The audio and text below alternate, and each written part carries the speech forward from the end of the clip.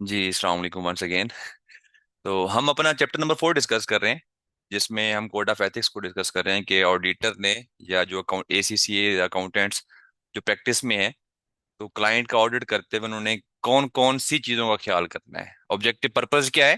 ताकि जो हमारी इंडिपेंडेंस है वो कंप्रोमाइज ना हो, क्योंकि पहले दिन से हम एक चीज़ डिस्कस करते आ रहे हैं कि हमारा जो ऑडिटर है, ऑडिटर ने ऑडिट स्टार्ट करने से लेकर ऑडिट रिपोर्ट साइन करने तक क्या रहना है, इंडिपेंडेंट रहना है, और उसके बाद भी इंडिपेंडेंट रहना है जब तक मतलब वो रिपोर्ट पब्लिश नहीं हो जाती।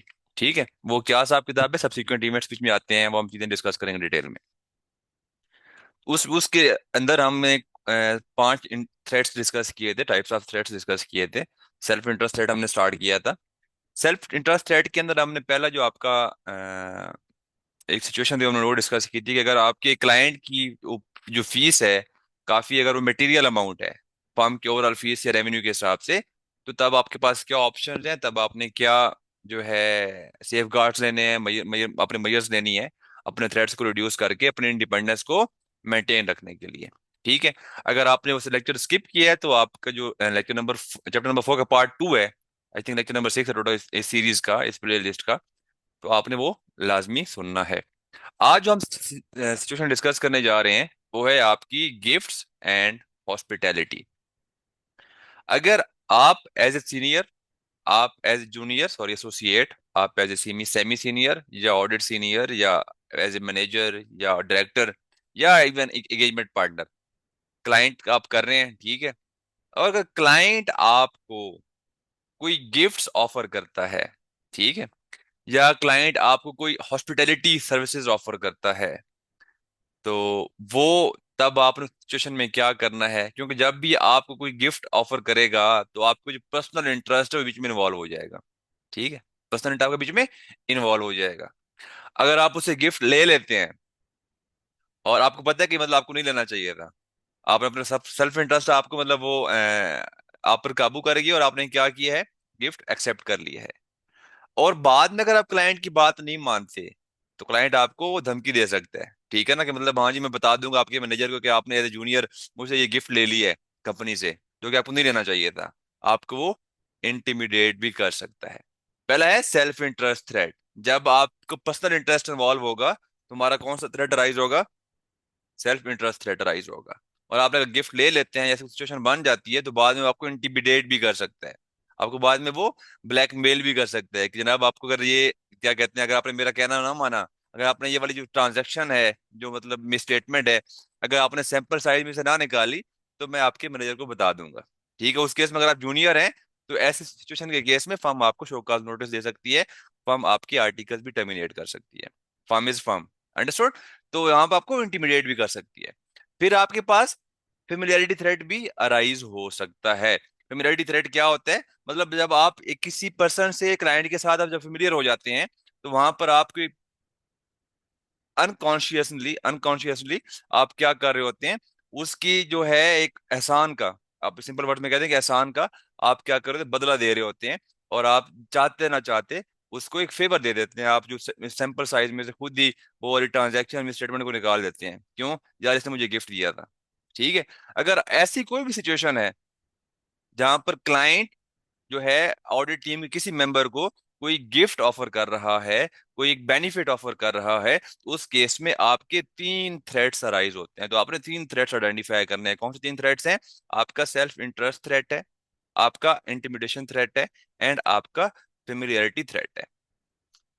जहां पर आपको कोड ऑफ एथिक्स कहते हैं कि आपको अगर क्लाइंट गिफ्ट ऑफर करता है तो आपने क्या करना है, थ्रेट्स आइडेंटिफाई कर लिया। अगर आपको याद हो, हमने लास्ट लेक्चर में भी डिस्कस किया था एंड मंडे को भी हमने डिस्कस किया था कि कोड ऑफ एथिक्स के क्वेश्चन के अंदर सबसे पहले आपने क्या करना है, थ्रेट को आइडेंटिफाई करना है।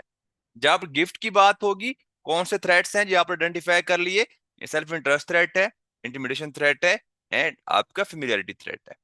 जब आपने वो आइडेंटिफाई कर लिया, फिर आपने उस थ्रेट को क्या करना है, इवेल्युएट करना है। आपने उस थ्रेट को इवेल्युएट करके क्या, क्यों इवेल्युएट करना है, आपने ये असेस करना है कि क्या इस सिचुएशन की वजह से मेरी इंडिपेंडेंस कंप्रोमाइज हो रही है कि नहीं हो रही। अगर आपकी इंडिपेंडेंस कंप्रोमाइज हो सकती है किसी भी तरीके से, तो उसको हम कहते हैं ये एक सिग्निफिकेंट थ्रेट है। अगर उस सिचुएशन की वजह, जब आपने उसको असेस किया है, जब आपने इवेल्युएट किया है, और आपकी उस इवेल्युएशन की बेस पे, असेसमेंट की बेस पे आपकी जो आउटकम है वो आपको ये कह रही है कि आपकी इंडिपेंडेंस कंप्रोमाइज नहीं होगी, इसका जो इम्पैक्ट है आपके इंडिपेंडेंस पे नहीं हो सकता या नहीं होगा, तो वो आपका क्या होता है? इनसिग्निफिकेंट थ्रेट होता है। तो जब भी आपका सिग्निफिकेंट सिग्निफिकेंट थ्रेट होगा, तो आप क्या करोगे? कुछ सेफ गार्ड्स लगाओगे, आप कुछ एक्शंस लोगे, जिस जो एक्शन का पर्पस क्या होगा? कि आपने उस थ्रेट को रिड्यूस करना है या एलिमिनेट करना है। कैसे? अगर आपका जो गिफ्ट है वो मटेरियल अमाउंट का है, ठीक है, अगर अमाउंट मटेरियल है, आपको एक चीज मटेरियल अमाउंट, एक्सपेंसिव अमाउंट अगर फ्री में मिल रही है, तो ऑटोमेटिकली जो है आप क्या करोगे? उसको एक्सेप्ट कर लोगे। जब आप उसको एक्सेप्ट करोगे, तो आप चाहते ना चाहते, आप आपके माइंड में ये होगा कि यार अगर मैं ये इस बात नहीं मानता, ये मुझसे वापस ले लेगा। ठीक है, तो आप चाहते ना चाहते क्या कर रहे होगे? अपनी जो है ऑडिट के दौरान प्रोफेशनल जजमेंट आप जो है न्यूट्रल होकर नहीं दे रहे होगे। आप अपना जो काम है वो न्यूट्रल होकर नहीं कर रहे होगे, और आपकी समहाउ जो है वो जो जजमेंट है वो बायस हो रही होगी। तो इस सिचुएशन में आपको कोड ऑफ एथिक्स कहते हैं कि अगर गिफ्ट्स या हॉस्पिटैलिटी जो भी सब आपको ऑफर कर रहा है आपका क्लाइंट, अगर वो मटीरियल है, तो तब आप एक्सेप्ट नहीं करोगे। अगर वो इमटेरियल है, ट्रिवियल अमाउंट है, स्मॉल अमाउंट है, जी, ये जो मटेरियलिटी आपकी है, यहाँ पे देखते हैं, ये यहाँ पे एग्जांपल गिवन है, ये जो आपका मील है, ठीक है, आपकी एक रूटीन का आपको हॉस्पिटैलिटी सर्विस दे रहा है क्लाइंट आपको, ठीक है, आपका लंच आपके क्लाइंट पे होता है, तो आपको सम हाउ लाइक क्या कहता है क्लाइंट, कहता है कि जी हम आपको ना पीसी पे लंच करवाते हैं, हम आपको इस्लामाबाद में श्रीनगर पे लंच करवाते हैं, ठीक है, वो एक एक्सपेंसिव मील है। एक है रूटीन की हॉस्पिटैलिटी, एक है स्पेशल हॉस्पिटैलिटी। अंडरस्टूड? अब मेटेरियलिटी जो आपकी नेक्स्ट आ जाती है, वो आती है कि सिचुएशन में क्या एग्जांपल, सिचुएशन किस तरह की आपकी वहां पर फॉल कर रही है। अब अगर आपके सिचुएशन में गिफ्ट क्या हो सकता है कि आप एक क्लाइंट पे गए हैं, ठीक है, उनका इलेक्ट्रॉनिक्स की क्या है बिजनेस है, अगर वो आपको कह दें कि जब हम आपको ये एक लैपटॉप आप लेते जाएं, तो अब laptop is material amount for associate या सीनियर एसोसिएट, ठीक है, आपको 1.5 लाख का 2 लाख का मिल रहा होता है, तो उस केस में आपने उसको एक्सेप्ट नहीं करना। एज ए जूनियर या एज एसोसिएट आपकी जो है इंडिपेंडेंस वहीं पे कंप्रोमाइज हो जाएगी। जब आप ऑडिट कर रहे होगे, तो आपके जो है वहां पर जो प्रोफेशनल जजमेंट है वो बायस्ड होगी। अब ये डिपेंड करता है कि किस पर्सन को, जिस पर्सन को गिफ्ट ऑफर किया जा रहा है, उसका क्या पोजीशन है ऑडिट टीम के अंदर, ठीक है, एंड कितनी अमाउंट का गिफ्ट ऑफर किया जा रहा है। अंडरस्टूड?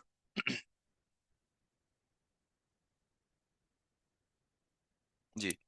अच्छा जी, अब यहाँ पर gift and hospitality which are trivial and inconsequential but which are intended to properly influence the behaviour of the receipt should not be accepted. जी, यहाँ पर आपको कोड ऑफ एथिक्स ये भी कह रहा है कि आपने जब मटेरियलिटी असेस की, तो आपकी असेसमेंट के मुताबिक जो अमाउंट है, जो मटेरियलिटी लेवल है, जो गिफ्ट का या जो आपकी हॉस्पिटैलिटी की जो नेचर है, वो इमटेरियल है, ये ट्रिवियल है, मतलब वो मिनिमल अमाउंट है। बट जो मैनेजमेंट की जो इंटेंशन है, उसका जो पर्पस पर्पस क्या है, वो ये है कि उन्होंने आपकी जो जजमेंट को इन्फ्लुएंस करना है। वो समहाउ आपको ये कन्विंस करना चाह रहे हैं कि जनाब ये रख लें और थोड़ा बहुत हमें फेवर दे दें। अगर ऐसी कुछ सिचुएशन या आपको मैनेजमेंट की ऐसी इंटेंशन लगती है, तो उस केस में आपने उस गिफ्ट को एक्सेप्ट नहीं करना। फॉर एग्जाम्पल, आपका जो पर्सन है, आपका जो टीम मेंबर है, उसने क्या कर लिया है? उसने इसको एक्सेप्ट कर लिया है।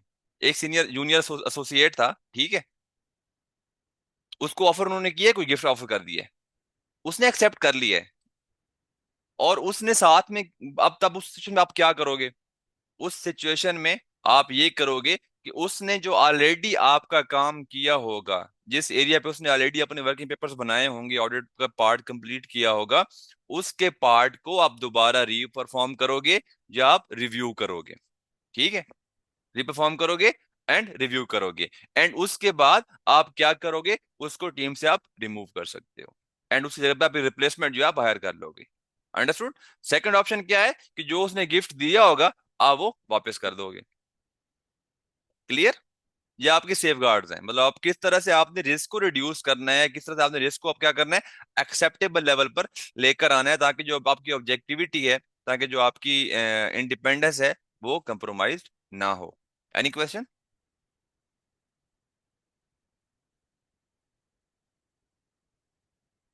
जी, बाकी दोस्त सब आप जो बैठे हुए हैं वो भी बता दें, क्वेश्चन वगैरह हैं तो, अगर नहीं है तो मैं मूव ऑन करते हैं।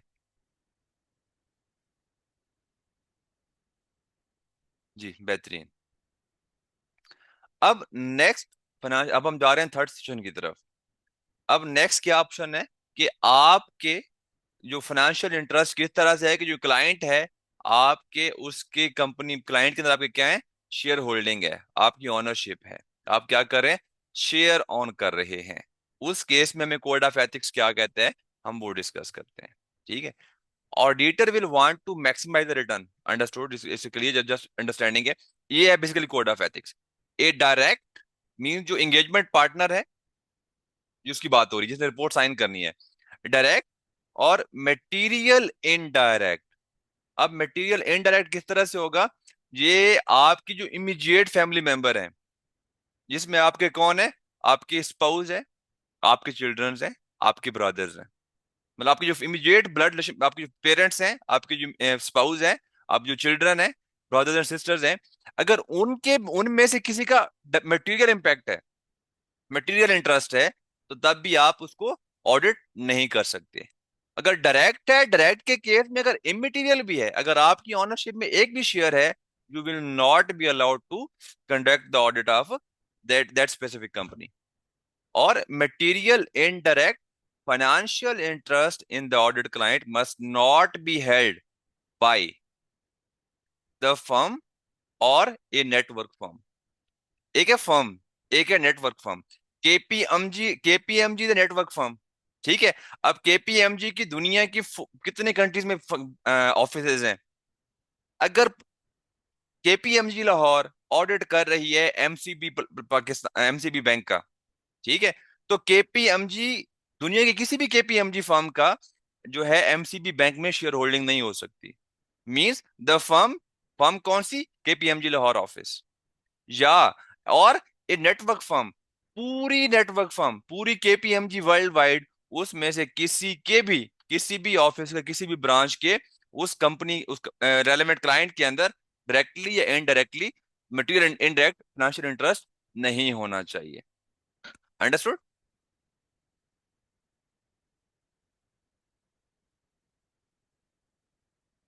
कोई क्वेश्चन? बेहतरीन।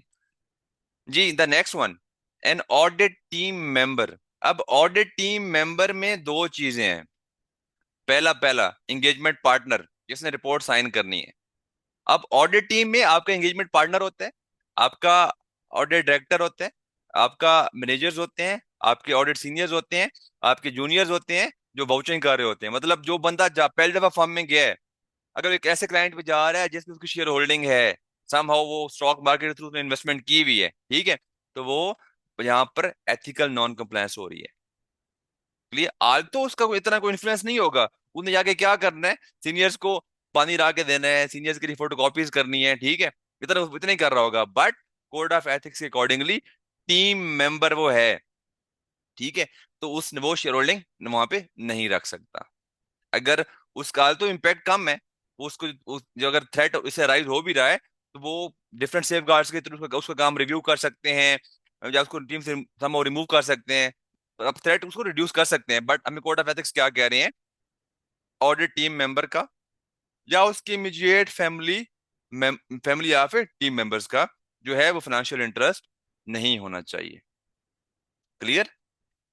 ए partner working in the office connected with the audit engagement partner. जी, यहाँ पे a partner working, sir immediate family members यहाँ पर डिफाइंड है, यहाँ पर उन्होंने डिफाइन नहीं किया हुए। नॉर्मली आपके इमीडिएट फैमिली मेंबर्स होते हैं, इसमें आपका जो है पर्सन इट सेल्फ वो तो आ गया, उसकी जो स्पाउस होगी, ठीक है, उसके जो ब्लड रिलेशन में आएंगे, आपके जो है फर्स्ट आपका जो क्या कहते हैं पेरेंट्स, फिर आपके कौन है सिबलिंग्स, फिर आपके कौन है चिल्ड्रंस हैं। ठीक है, ये आपके किस में कवर्ड होते हैं, आपके इमीडिएट फैमिली मेंबर्स में कवर्ड होते हैं। Sir if he has shared and he knows that if he has says the FS are not true and fair. Due to this, the share value will fall. This lead to self-interest threat. Cannot he just sell the share in this case and then give his report? देखिए, अब यहाँ पर जो है court of ethics यहाँ पे खामोश है। अब अगर मैं पाकिस्तान के लॉ की बात करूं, जो पाकिस्तान का कंपनी लॉ है, तो वो जो हमने अगर आपको चैप्टर 2 याद है, जब हमने डिस्कस किया था क्वालिफिकेशन डिस्क्वालिफिकेशन का, एलिजिबिलिटी क्राइटेरिया का, तो हम वहां पर इनके लॉ में इतना मेंशन नहीं है। अगर हम पाकिस्तान के लॉ की बात करें तो वहां पर क्लियरली मेंशन्ड है, अगर स्पाउस, सॉरी, पार्टनर इटसेल्फ या स्पाउस या उसके जो माइनर चिल्ड्रन है, उनके अगर किसी कंपनी में शेयर होल्डिंग है, जब उनकी अपॉइंटमेंट हो रही होगी तो वो अपॉइंटमेंट के टाइम पर कंपनी को कम्युनिकेट करेगा कि जनाब मेरे आपकी कंपनी में शेयर्स हैं। अगर वो कम्युनिकेट करता है तो उसको अपॉइंट कर लेंगे। लेकिन अपॉइंटमेंट से 90 डेज के अंदर, आई बिलीव, अगर जितना मुझे याद आ रहा है, 90 डेज के अंदर उन्होंने वो शेयर डिस्पोज ऑफ करने होते हैं। अंडरस्टूड? जब वो शेयर डिस्पोज ऑफ कर देगा तो ऑटोमेटिकली जो फाइनेंशियल इंटरेस्ट है वो एलिमिनेट हो जाएगा। आप फिर क्या हो जाओगे? एक इंडिपेंडेंट पार्टी बन जाओगे। Clear no? आप कर सकते हो, बट आपने फिर खुद को जस्टिफाई करना है। ठीक है ना? आपका जो ऑडिट रिपोर्ट है, जब आप दे रहे होगे, आपके पास sufficient and appropriate audit evidence होना चाहिए। अगर आपने एक पास शेयर्स थे, आपने ऑडिट स्टार्ट कर दिया, अपॉइंटमेंट हो गई, आप उस पर डिस्पोज ऑफ कर सकते हो। ऑडिट रिपोर्ट जब आपने साइन किया है तब आपके ऑनरशिप में शेयर्स नहीं होने चाहिए। Understood?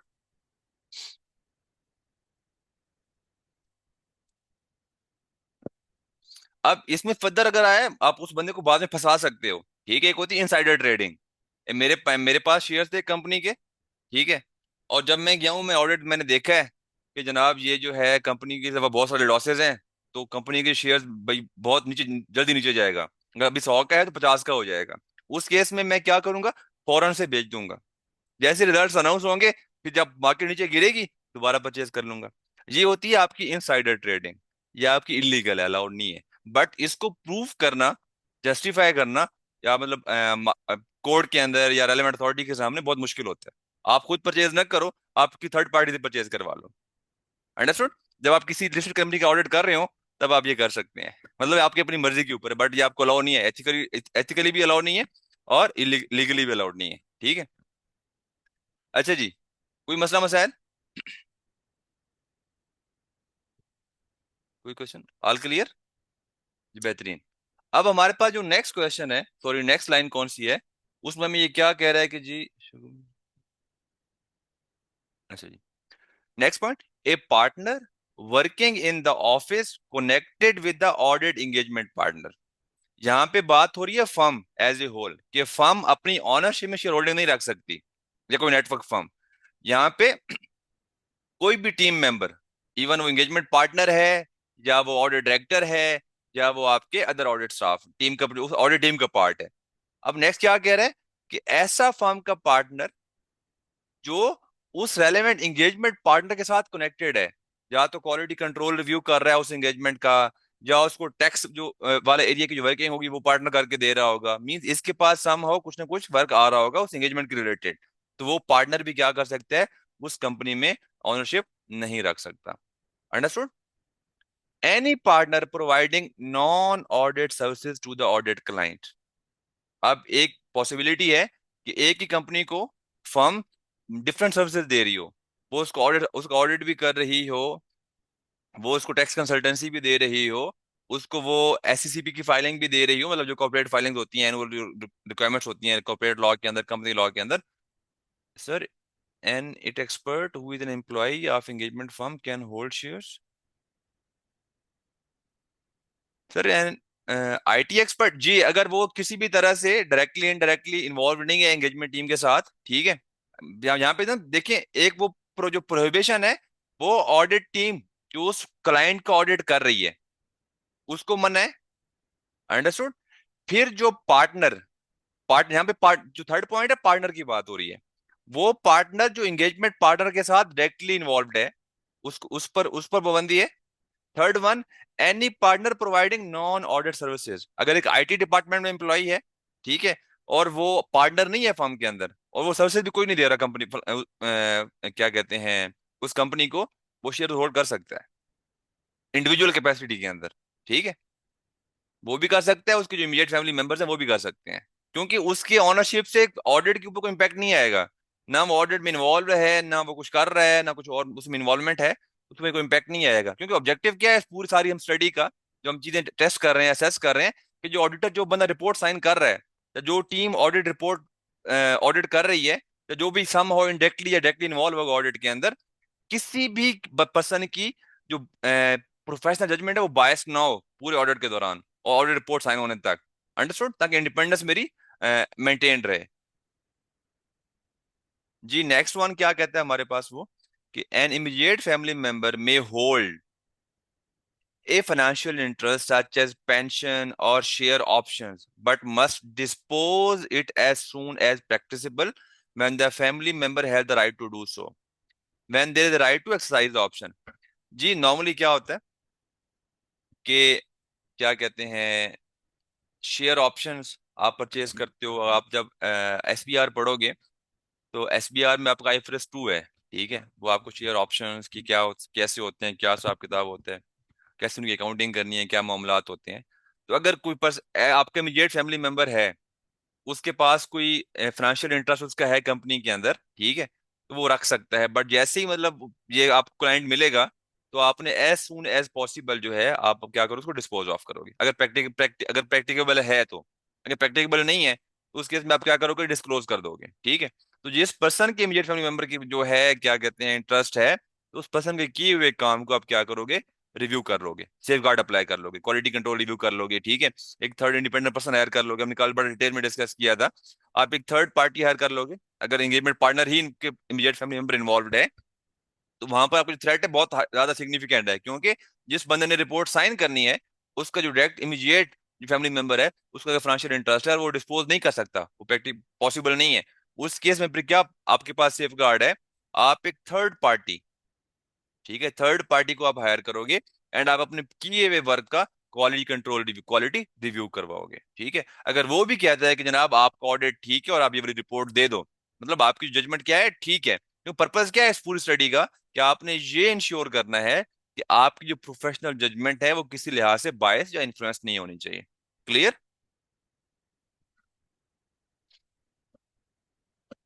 All good, no questions, any confusion? ये भी सिंपली बात है, अगर आपको ऐसा फाइनेंशियल इंटरेस्ट है, अगर आपको रिसीव हुआ है थ्रू इनहेरिटेंस और गिफ्ट, तो आपने क्या करना है, इमीडिएटली डिस्पोज ऑफ करना है, अगर आपको ड्यूरिंग ऑडिट क्या हुआ है, वो चीज रिसीव हुई है। Understood, as a gift receive हुई है तो।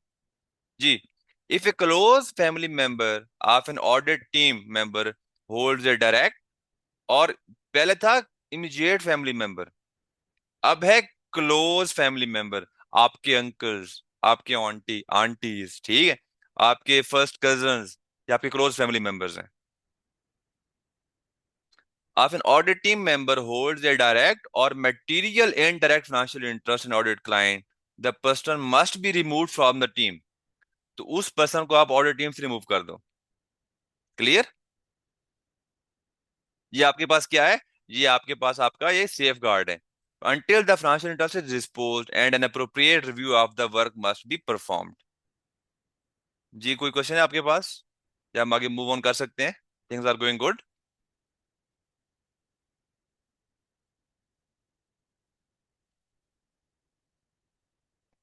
जी अब नेक्स्ट इंटरेस्ट कैसे हो सकता है, लोन एंड गारंटीज। अब या तो आपने लोन दिया होगा, या आपने क्लाइंट से लोन लिया होगा।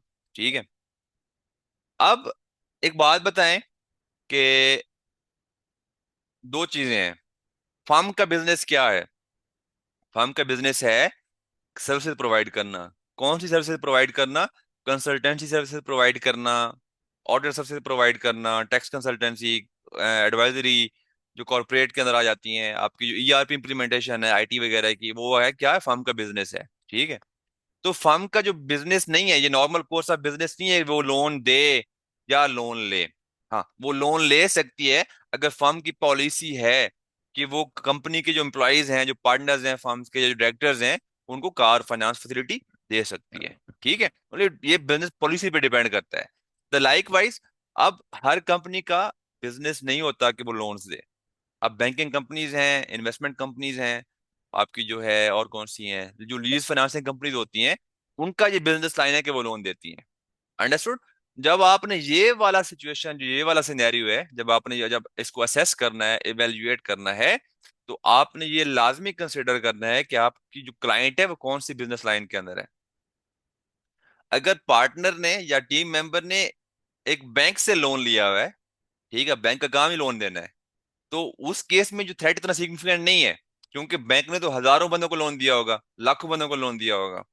Making sense. ये अगर आपने किसी को लोन, कंपनी का काम जो है, सॉरी फर्म का काम लोन लोन देना नहीं है। अंडरस्टूड। तो ये मतलब ये बहुत इंपॉर्टेंट चीज है, जहां पर जब आप लोन्स की या गारंटीज की बात करें, तो आपने जब इसको एवेल्युएट करना है, असेस करना है, तो आपने इस चीज का भी ख्याल करना है। ठीक है जी। The significance of the threat depends on whether the loan और गारंटी। अब गारंटी बेसिकली क्या होती है? आप ना पैसे दे रहे होते हो, ना ले रहे होते हो, बट आप एक एज ए थर्ड पार्टी, तो किसी एक पार्टी के बिहाफ पे आप क्या कहते हो, यार आप इससे अपना बिजनेस रिलेशनशिप चला लो, आप ट्रांजेक्शन कर लो। अगर ये अपनी जो कमिटमेंट है, अगर ये अपनी जो इसकी ऑब्लिगेशन है इस कॉन्ट्रैक्ट के अंदर, अगर ये परफॉर्म नहीं करेगा, तो मैं इसके बिहाफ पे क्या करूंगा, पेमेंट कर दूंगा। अंडरस्टूड। मतलब आप गारंटी दे रहे हो किसी थर्ड पार्टी के बिहाफ पे। अब फर्म का ये बिजनेस नहीं है कि वो गारंटियां दे, ठीक है ना। फर्म का बिजनेस क्या है? कंसल्टेंसी देना। अब जो बैंक्स वगैरह हैं, उनका बिजनेस क्या है? गारंटियां वो देते हैं, वो परफॉर्मेंस बॉन्ड्स इशू करते हैं। ये का मतलब ये जो क्लाइंट है, अगर ये जो आपका ये पर्सन है, अगर ये परफॉर्मेंस अपने स्टैंडर्ड के मुताबिक ना कर सका, तो हम इसके ब्याह पे आपको इतनी अमाउंट पे करेंगे, रिइम्बर्स करेंगे। अंडरस्टूड। और उसके अगेंस्ट वो आपसे क्या कर रहे होते हैं? एक मार्जिन या फीस वगैरह चार्ज कर रहे होते हैं। Clear? Is with a bank और similar financial institution and whether the amount is material और नॉट। अब यहां पर loans and guarantees to audit clients are not permitted. Loans and guarantees to audit clients, मतलब फर्म ना loan दे सकती है, ना गारंटी दे सकती है किसको? ऑडिट क्लाइंट्स को, unless immaterial to the firm or individual making the loan or guarantee and the client। अब मतलब इमेटीरियल मीन बहुत छोटी मोटी अमाउंट है, मसला कोई नहीं है उसके अंदर। अब फॉर, ये बात क्लियर हो गई?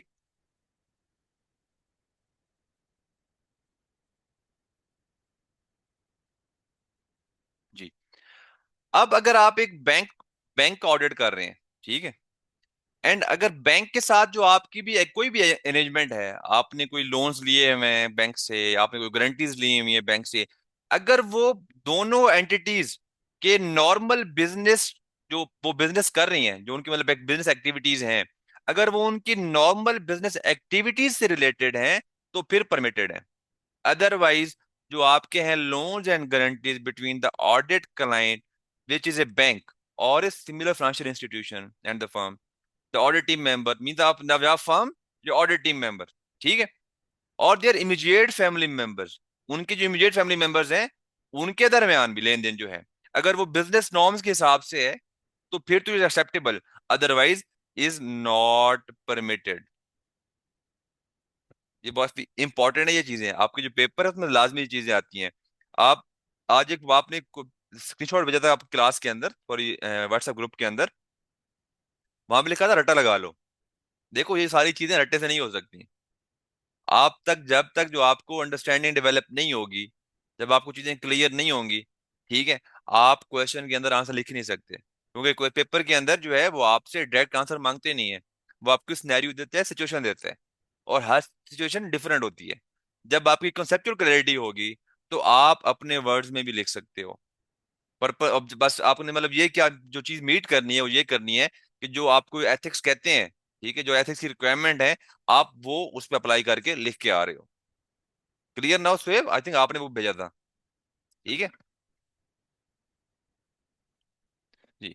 If a material loan from a bank और similar financial institution is obtained under normal lending procedures, terms and condition, हालांकि आपने जो लोन लिया है बैंक से या फाइनेंशियल इंस्टीट्यूशन से, वो normal business terms and conditions पे लिया है, बट अमाउंट क्योंकि मटेरियल है, the work should be reviewed by an appropriate reviewer who is not an audit team member from a network firm that is not a beneficiary of the loan। अब यहाँ पे क्या बात कर रहे हैं?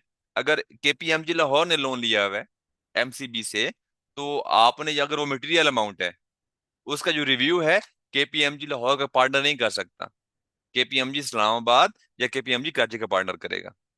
Clear no? मतलब नेटवर्क फर्म को कोई और बंदा कर सकता है, मेंबर कर सकता है, बट जो सेम फर्म है उसका मेंबर नहीं कर सकता, क्योंकि वो फर्म एज होल बेनिफिशियरी है उस लोन की। ठीक है, वो वाला जो ऑफिस है, जो रेलिवेंट फर्म है, इसलिए वहां के लिए नेटवर्क फर्म का जो और फर्म मेंबर जो है वो क्या कर सकता है, उसका रिव्यू कर सकता है, वो रिव्यू करेगा। अंडरस्टूड? ये सिर्फ आपको लोन एंड गारंटी की बात हो रही है कि आप ले सकते हो बैंक से एंड फाइनेंशियल इंस्टीट्यूशन से। क्यों? क्योंकि उनका जो नॉर्मल कोर्स ऑफ बिजनेस है वो यही वाला होता है। अगर सर नेटवर्क फर्म ना हो, कोई लोकल हो, तो इट्स फाइन। आप वो तो बहुत ज्यादा आसान हो जाएगा ना, क्योंकि आपके बेनिफिशियरी नहीं है, अब एक थर्ड पार्टी हो जाएगी, आप करवा सकते हो। Good to go. ठीक है। अच्छा, नेक्स्ट थिंग, ये जो हमने बातें डिस्कस की हैं कि आप लोन ले सकते हो या आप गारंटी ले सकते हो बैंक से एंड फाइनेंशियल इंस्टीट्यूशन से। क्यों? क्योंकि उनका नॉर्मल कोर्स ऑफ बिजनेस ही यही है। इसके अलावा आप किसी भी मैन्युफैक्चरिंग कंपनी से या पेप्सी कोला से या कोका कोला से, ठीक है, या नेस्ले से आप लोन वगैरह नहीं ले सकते, क्योंकि नेस्ले का बिजनेस ये नहीं है, ना पेप्सी का ये बिजनेस है। इसलिए ए लोन और guarantee from an audit client which is not a bank और financial institution is not permitted unless immaterial. जो अमाउंट चीज है इमटेरियल, मतलब वो जीरो पे है या मतलब उनको इम्पैक्ट ही नहीं होता। अगर आपको वो धमकी दे, आप बोलो ये लो वापस ले लो, मुझे नहीं चाहिए, मतलब आपकी जो जजमेंट है, इन्फ्लुएंस है, वो आपके मुकम्मल नहीं है। जी, कॉर्पोरेट बॉन्ड्स देखें, वही वाली बात है कि कॉर्पोरेट बॉन्ड्स में फर्म से इन्वेस्टमेंट की होगी। अब फर्म जो है कॉर्पोरेट बॉन्ड्स इशू नहीं करती, ठीक है ना, मतलब पैसे रेज करने के लिए। अगर उन्होंने इन्वेस्टमेंट की हुई है, तो फिर वहां पर वो किस में फॉल कर जाएगा? ऊपर फॉल कर जाएगा। अंडरस्टूड? इन्वेस्टमेंट के अंदर, फाइनेंशियल इंटरेस्ट के अंदर।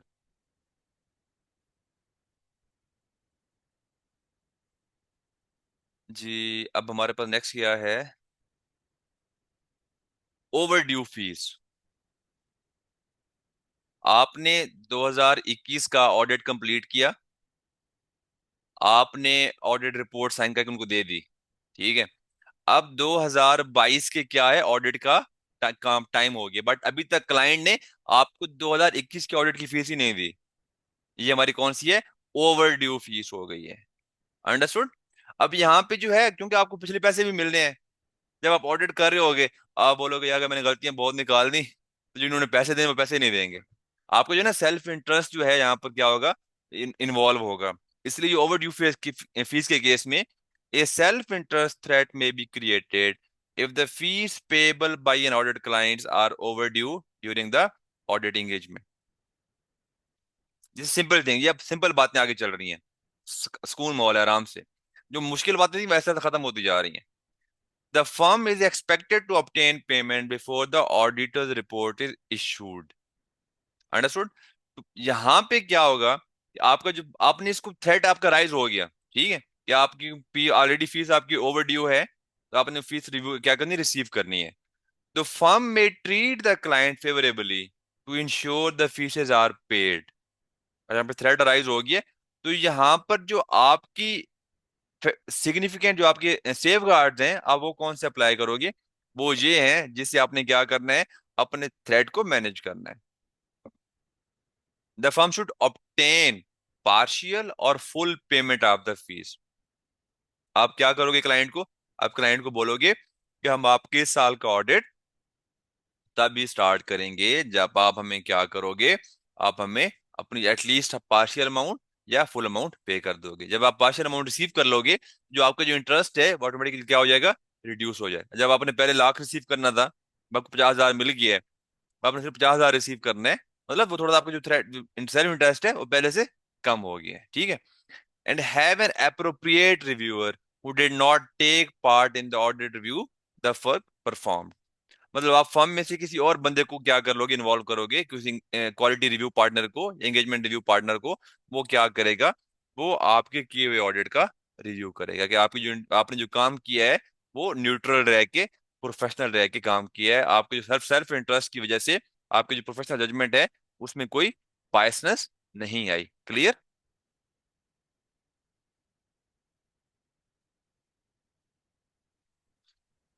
जी।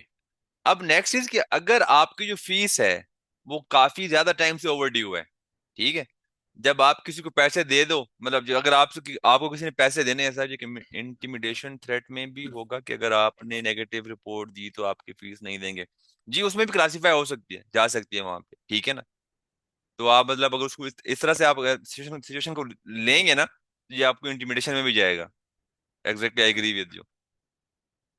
आप अपने जो है ऑडिट के अंदर, क्वेश्चन के अंदर आप दोनों लिख सकते हो, ठीक है। आप दोनों लिखोगे, आप दोनों को आप क्या करोगे जब इवेल्युएट करोगे, आप इसको जस्टिफाई भी करोगे। जैसे आप यहाँ पे लिखा है ना कि मतलब उसको क्या दे कि अगर आपने भी रिपोर्ट गलत दी तो हम आपकी जो है नेगेटिव, अगर आपने नेगेटिव रिपोर्ट दी, मतलब आपने रिपोर्ट मॉडिफाई की, तो हम आपकी जो है फीस नहीं देंगे। ये इंटिमिडेशन है। अंडरस्टूड। जी। अगर ये लोन वगैरह है तो उस केस में आपने क्या करना है, क्या कहते हैं, अगर ये मतलब लॉन्ग टर्म हो गया है तो ये लोन में कन्वर्ट हो जाएगा। जब लोन में कन्वर्ट हो जाएगा फिर हम कहाँ पर फाल हो जाएंगे, हम यहाँ पर फाल कर जाएंगे। जो हमने यहाँ पर चीजें डिस्कस की हैं हमारी क्या हो रही होंगी, फिर ये वाली एप्लीकेबल हो जाएंगी। अंडरस्टूड। उस केस में आपने फिर देखने के यार क्या आप ये पॉइंट हो सकते हैं कि नहीं हो सकते, अगर अमाउंट मटेरियल है तो। जी। बिजनेस रिलेशनशिप, एक तो आपका बिजनेस रिलेशनशिप क्या है कि क्लाइंट ने आपको क्या किया है, हायर किया ऑडिट करने के लिए, ये तो है। अगर आपका क्लाइंट के साथ इसके अलावा कोई बिजनेस रिलेशनशिप है तो उस केस में क्या होगा। जैसे कि अब आप पेप्सी के ऑडिटर हो, ठीक है, और आप पेप्सी से क्या कर रहे हो, कोल्ड ड्रिंक्स परचेज कर रहे हो, उनके स्नैक्स स्नैक्स भी परचेज कर रहे हो, आप उन फर्म में जो भी आपके पास गेस्ट वगैरह आते हैं आप उनको सर्व करते हो। जो ये वाला बिजनेस रिलेशनशिप है आपको ये अलाउ है, ठीक है, क्योंकि आपका ये नॉर्मल कोर्स ऑफ बिजनेस है, आपने चीजें परचेज की हैं, आप अपने क्लाइंट्स को सर्व कर रहे हो, और ये अमाउंट भी इमटेरियल से अमाउंट है, ठीक है। लाइक सेम नेस्ले वाला हिसाब किताब है। सेम अगर एमसीबी बैंक्स की बात कर लें, आपने बैंक्स में डिपॉजिट रखे हैं, आपने बैंक्स में सेविंग अकाउंट्स हैं आपके, ठीक है, आपका पैसा वहां पे पड़ा हुआ है, आपके बिजनेस रिलेशनशिप है। अंडरस्टूड। अब यहाँ पर ऐसे कौन से रिलेशनशिप्स हैं जो आपको अलाउ नहीं है। इफ एन ऑडिट फर्म और members either enter into a business relationship with clients, example joint ventures, combining products or services of each party, distribution or marketing arrangements, means उन्होंने कोई इकट्ठा मिलके को नया बिजनेस स्टार्ट, मतलब पार्टनरशिप नहीं start करनी। अगर आपकी कंपनी और आप फर्म मिलके ज्वाइंट वेंचर कर रहे हैं, ठीक है, तो उस केस के अंदर आप उस कंपनी का ऑडिट नहीं कर सकते। क्यों? क्योंकि आपकी जो इंडिपेंडेंस है वो ऑटोमेटिकली खत्म हो जाएगी, क्योंकि आप ऑलरेडी क्या हो, उस बिजनेस के पार्टनर हो। आप दोनों का इंटरेस्ट क्या है, कॉमन है। जब आपका इंटरेस्ट कॉमन हो जाता है तो उस केस में आप कभी कभी भी इंडिपेंडेंट होके अपनी जो है आप जजमेंट नहीं दे सकते हो। Clear? This leads to self interest because the auditor would have interest in the success of the client. जी। A firm, a network firm, or audit team member should not have a close business relationship with audit clients unless any financial interest is immaterial and the business is insignificant to the client, the firm, and the audit team member. Means अगर आप कोई involve हो भी सही, उसका जो nature है वो क्या होना चाहिए, इनसिग्निफिकेंट एंड इममेटीरियल होनी चाहिए दोनों पार्टीज के लिए। पॉसिबिलिटी है कि आपके एक वेंचर में है, आपके क्लाइंट बहुत बड़ा है, ठीक है, they are doing business in billions, उसके लिए वो इमटेरियल हो सकता है, बट आपके लिए मटेरियल हो सकता है। अगर दोनों पार्टीज के लिए इमटेरियल है, इनसिग्निफिकेंट है, देन फाइन। अगर किसी एक पार्टी के लिए भी इनसिग्निफिकेंट या मटेरियल है तो आपको ये अलाउ नहीं है। आपको कोड ऑफ एथिक्स वहां पर रोक देता है, वो कहता है कि आप उसमें इन्वॉल्व नहीं होना। जी। The purchase of goods and services from an assurance client does not normally give rise to a threat. Understood. अगर आपकी जो, जैसे भी मैंने आपको एग्जांपल दी पेप्सी की, आपको मैंने एग्जांपल दी नेस्ले की, या आपको मैंने एग्जांपल दी बैंक में डिपॉजिट वगैरह की, आप जो ट्रांजेक्शन कर रहे होते हैं, आप उनके अकाउंट्स यूज कर रहे होते हैं, वो आपका नॉर्मल कोर्स ऑफ बिजनेसेस हैं, ट्रांजेक्शन हैं दोनों पार्टीज के हिसाब से, वो आपका थ्रेट को अराइज नहीं करती। जी, कोई क्वेश्चन है, कोई कंफ्यूजन है? All good.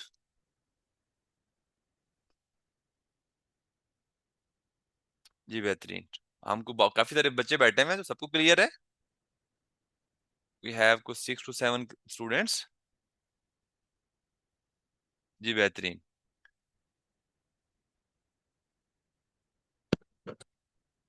Ji, if purchase of goods and services by an audit team member represents a material amount, that person should be removed from the audit team or they should reduce the magnitude of the transaction। या तो जो उनकी transaction की amount है वो कम कर दें, ठीक है, या जो उनकी है वो बंदे को उसको रिमूव कर दें। आपने सम हो क्या करना है, अपना जो थ्रेड है उसको रिड्यूस करना है किस पर, एक्सेप्टेबल लेवल तक। जी, आपकी जो नेक्स्ट सिचुएशन कौन सी है, वो आपकी है potential employment with audit client. आप क्लाइंट पे गए, आपको अकाउंटिंग बहुत अच्छी आती थी, जब भी क्लाइंट आपसे कुछ डिस्कस करता, आप उसको आईएफआरएस की रेफरेंस बता के आप अकाउंटिंग ट्रीटमेंट बताते, ठीक है। जब वो टैक्स की बात कोई करता, तो आप उसको रेलेवेंट ऑर्डिनेंस का जो सेल टैक्स है या आपका जो इनकम टैक्स है, आप उसका सेक्शन बता के कहते यार आपकी सेक्शन नंबर 21 की फलां प्रोविजन है, उसमें वो कहते हैं कि जी आपने ऐसे नहीं करना, ठीक है। आपको जब वो आपसे कंपनी लॉ की बात करता, कोई कंप्लायंस की रिक्वायरमेंट्स की फाइलिंग की, आप उसको कंपनी सेक्शन बता के कहते जनाब ऐसे कर लो। अब यहाँ पे क्लाइंट आपसे इंप्रेस हो गया है कि जनाब जो मेरे पास मिस्टर खान जो अहमद चीमा साहब जो आया हुआ है, या जो सुहेब साहब आए हुए हैं, यार ये तो चीता बंद है, इसको फाइनेंशियल अकाउंटिंग भी आती है, इसको आईएफआरएस भी आते हैं, इसको इनकम टैक्स भी आता है, सेल्स टैक्स भी आता है, कंपनी लॉ भी आता है, ऑडिट करने ये आया हुआ है, मतलब इसको ऑडिट भी आता है, मतलब ये तो चीता बंद है। तो क्यों ना मैं इसको अपने पास रख लूं as a manager, potential employment with the audit client. वो बोलेगा जनाब मिस्टर खान साहब, अहमद चीमा साहब, हम आप क्या पैकेज ले रहे हो अपनी फर्म की तरफ से। आप कहते हो जी मुझे फर्म दे रही है, लेट्स सपोज आप अभी एसीसी मेंबर हो, आप मैनेजर एज मैनेजर जॉब कर रहे हो, और आपको ऑफर कर रही है जी 3 लाख आपको फर्म दे रही है, आपको गाड़ी भी दे रही है, ठीक है, आपको ट्रेवल टीएडीए भी दे रही है। वो कहता है जी चलो जी मेरे पास आ जाओ, 5 लाख दूंगा, सेम गाड़ी दूंगा, मतलब बाकी अलाउंसेस भी होंगे एंड हाउस अलाउंस भी होगा एंड आपकी इंश्योरेंस, फैमिली इंश्योरेंस और बच्चों की फीस वगैरह भी शामिल है। आप भी इम्प्रेस हो गया जी, ठीक है। अब ये पोटेंशियल एम्प्लॉयमेंट है। अब इस केस में आपको कोड ऑफ एथिक्स क्या कहते हैं, अब आपका यहाँ पे क्यों कि मैं अगर मेरे मैनेजर गया बैठा हूँ, मिस्टर खान गए बैठे हैं, अहमद चीमा साहब गए बैठे हैं, तो वहां पर जब आपको ये ऑफर मिलेगी, तो आपका सेल्फ इंटरेस्ट क्या हो जाएगा, यहाँ पर इन्वॉल्व हो जाएगा, ठीक है। तो फिर उसके बाद आप कोई भी काम करते हुए आपकी जो डिसीजन है, जजमेंट है, वो किसी न किसी तरह से आपके माइंड में आएगा कि यार मतलब जॉब का अपॉर्चुनिटी है तो थोड़ा सा मतलब है हाथ हौला रखते हैं, मामलात को थोड़ा सा हल्का रखते हैं, ज्यादा ऑडिटर नहीं बनना उस केस के अंदर। यहाँ पर कोड ऑफ एथिक्स कहता है कि आपने क्या करना है। सिचुएशन आपको समझ आ गई कि सिचुएशन क्या है, कि potential employment with the audit client. जी, if a member of an engagement team has reason to believe they may become an employee of the client, they will not wish to do anything to affect their potential future employment। ठीक है, मतलब वो हाथ हौला रखना start कर देंगे, वो कह देंगे यार चलो कोई नहीं, खैर है, जाने देते हैं, सैंपल से निकाल लेते हैं, ठीक है, कोई सामने चीज आई भी है ना तो ऊपर कम्युनिकेट नहीं करते, दबा देते हैं। क्यों जी, क्लाइंट खुश होगा, जॉब जो अभी ऑफर मिल रही है पक्की हो जाएगी, 40-50 हजार ऊपर तनख्वाह भी बढ़ा सकते हैं। अंडरस्टूड। उस केस में आपको क्या कहती है कोड ऑफ एथिक्स, वो कहते हैं जी the firm must establish policies, procedures which requires individuals to notify the firm of the possibility of employment with the client।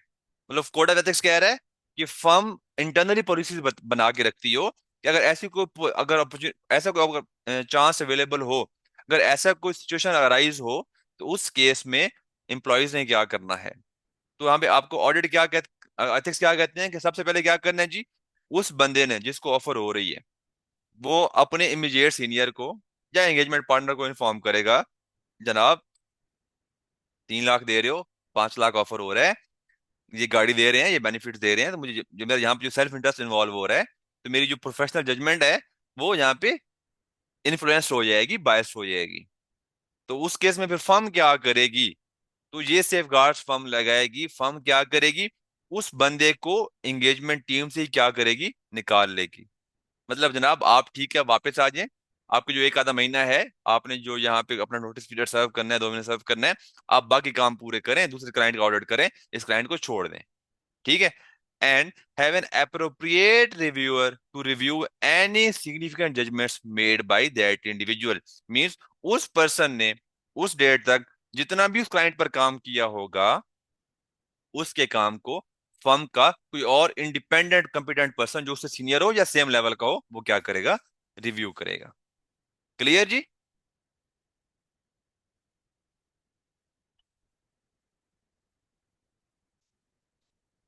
Ji clear, बेहतरीन। अच्छा जी, अब नेक्स्ट है कंटीजेंट। Contingent fees. जो आपकी क्लाइंट के साथ फीस है वो कंटीजेंट नहीं होनी चाहिए, कंडीशनल नहीं होनी चाहिए। ऐसा नहीं आपने कहना है कि जी ठीक है, क्लाइंट कहते हैं कि अगर मेरा जो है आपकी बेसिक फीस है वो लेट्स सपोज 5 लाख है, अगर मेरा जो प्रॉफिट बिफोर टैक्स या प्रॉफिट आफ्टर टैक्स है, अगर वो 10 मिलियन से ऊपर जाता है, आपको मैं 2 लाख एक्स्ट्रा दूंगा। ठीक है? तो अब उस केस में आपको जो है कंटीजेंसी इन्वॉल्व हो जाती है। तो आप, अगर कोई ऐसी जजमेंट्स आती हैं, अगर कोई ऐसी क्या कहते हैं एडजस्टमेंट्स आपको आती हैं कि मतलब उन्होंने कोई जजमेंट गलत ली हुई है, उन्होंने कोई assumption गलत ली हुई है आईफरस के अकॉर्डिंगली, अगर आपकी फीस कंटीजेंट ना होती तो आप वो एडजस्टमेंट पास करवाते, उनका प्रॉफिट रिड्यूस करवाते। क्योंकि यहाँ पर आपका सेल्फ इंटरेस्ट अराइज इन्वॉल्व है कि अगर आपको पता है उनका प्रॉफिट अभी 11 मिलियन है, ठीक है, तो आपकी यहाँ पर भी जो कंडीशन है वो मीट हो रही है, आपको पैसे एक्स्ट्रा मिलेंगे, ठीक है ना, टारगेट जो मीट मीट हो रहा है। आपको पता है कि मैं एडजस्टमेंट पास करवाता हूँ, जो मैंने मिसस्टेटमेंट आइडेंटिफाई की है एक फला आईएफआरएस के अंडर, ठीक है, अगर मैं वो पास करवाता हूँ तो वो है 1.5 मिलियन की एडजस्टमेंट है। इनका जो प्रॉफिट है वो 11 मिलियन से कम होकर कितना हो जाएगा, 9.5 मिलियन हो जाएगा। अब जो आपकी कंडीशनल लिमिट, कंडीशन की लिमिट कितनी थी, 10 मिलियन के प्रॉफिट की थी।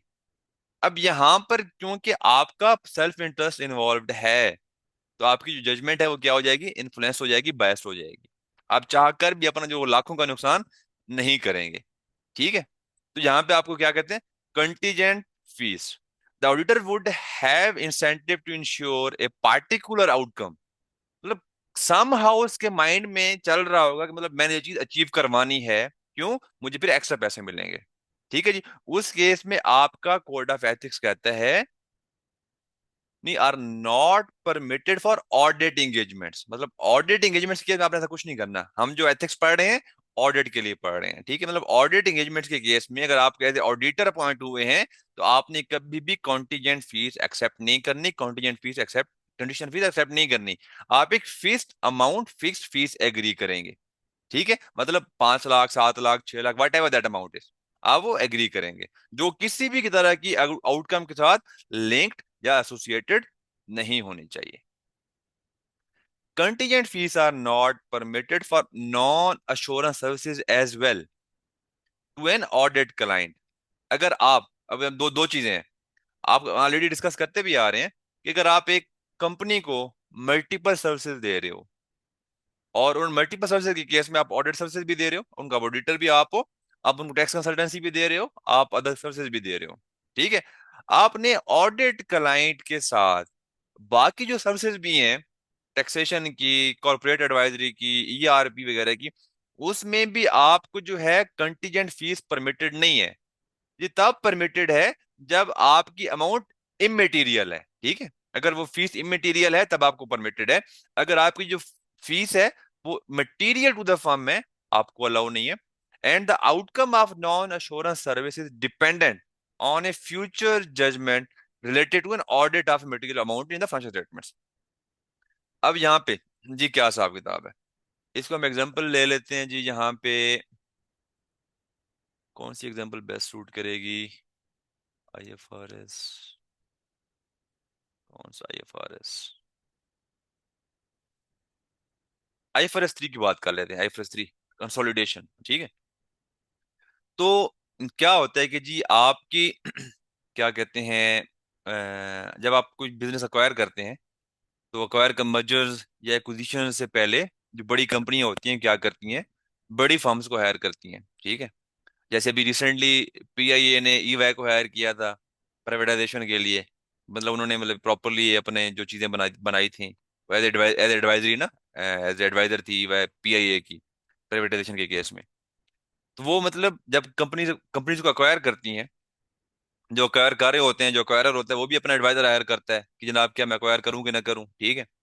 और जो अक्वायरी होती है वो भी एक एडवाइजर हायर करती है, वो कहती है मतलब मुझे कितने पैसे मिनिमम मांगने चाहिए। हम बात करें अक्वायरर के परस्पेक्टिव से, तो यहाँ पर जो एक्वायरर है, अब अगर हम बात करें आईफरस 3 की कंसोलिडेशन की, वो आपको कुछ प्रोविजनल जो जजमेंट्स हैं वो आपको एकदम जो है क्या कहते हैं, प्रोविजनल आपको मतलब कुछ अकाउंटिंग अलाउ करता है।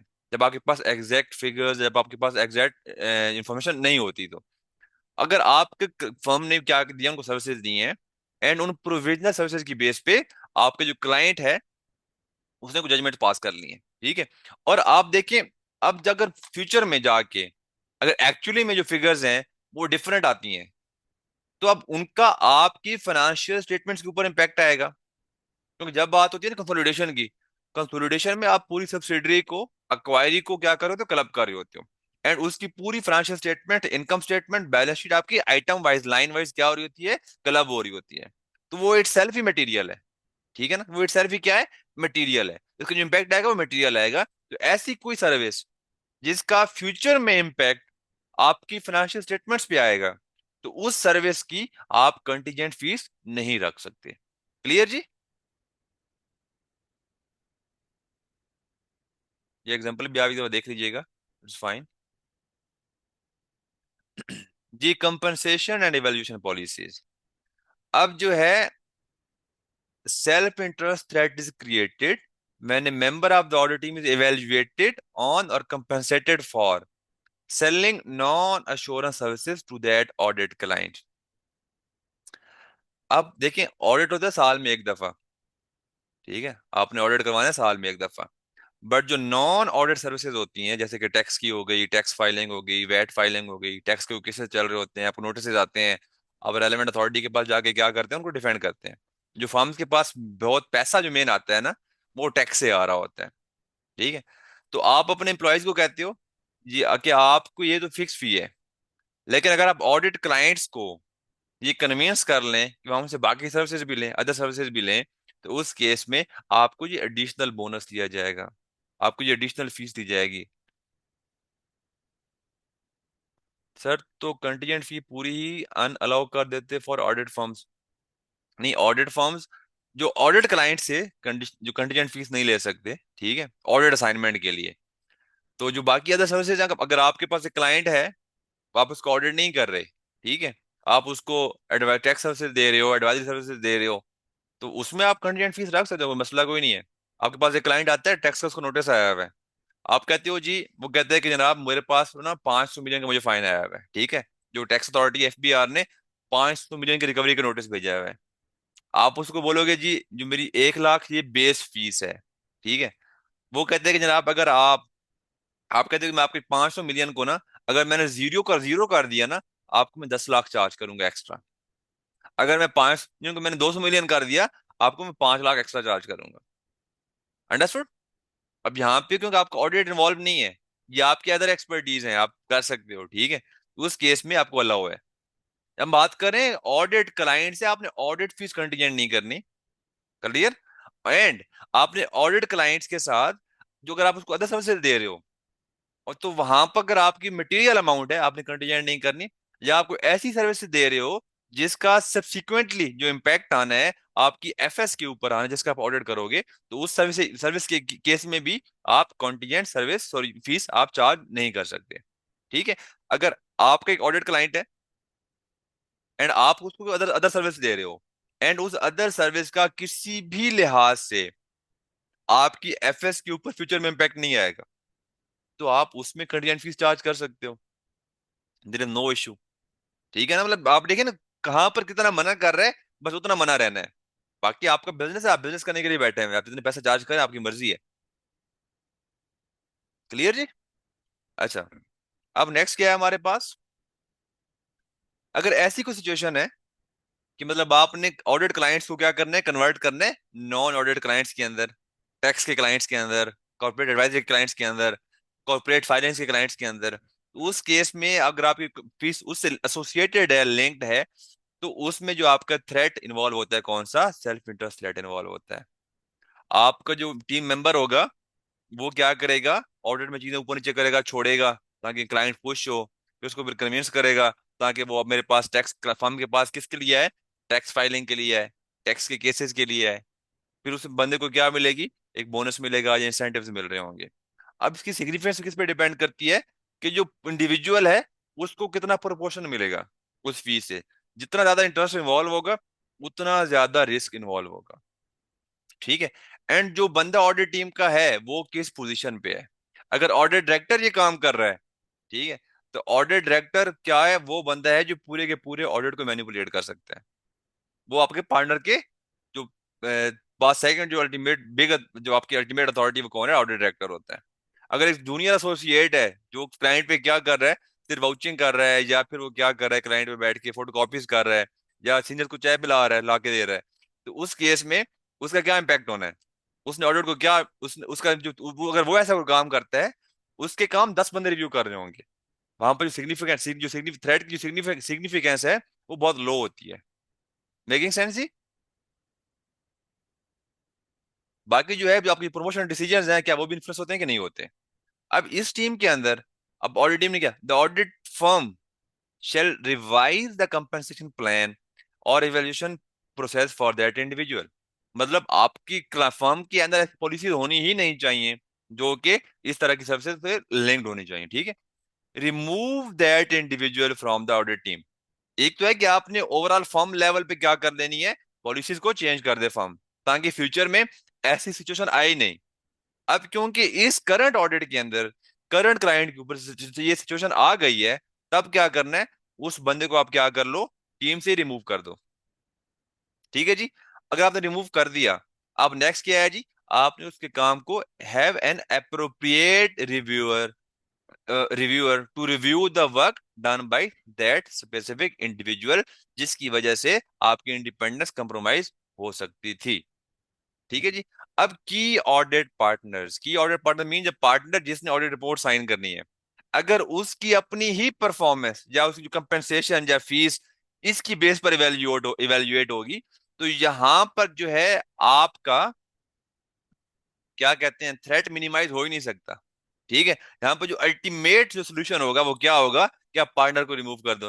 अगर पार्टनर को आप रिमूव करोगे फिर रिपोर्ट साइन कौन करेगा? इसलिए जो ऑडिट पार्टनर्स हैं उनकी कंपनसेशन को कभी भी इस बेस पर एवेल्युएट नहीं करना चाहिए, नहीं कर सकती फर्म। ये आपको यहाँ पर क्या कहते हैं, कोड ऑफ एथिक्स प्रोहिबिट करते हैं, मना करते हैं। ये आज के लिए हमारा इतना ही काफी है। आज की डिस्कशन से अगर आपको क्वेश्चन है, तो आप एक फर्दर को आप कुछ चीज डिस्कस करना चाहते हैं, तो आप बिल्कुल फ्री होकर डिस्कस करें। हम उसको डिस्कस कर लेते हैं। आपके जो भी कंसर्न है मैं एड्रेस कर देता हूँ। वो तो अभी हम रिकॉर्डिंग को मैं एंड कर रहा हूँ। बाकी जो क्वेश्चन वगैरह हम 2 मिनट रोक लेते हैं, वो आपको मैं डिस्कस कर देते हैं। जी आपका जो है रिकॉर्डिंग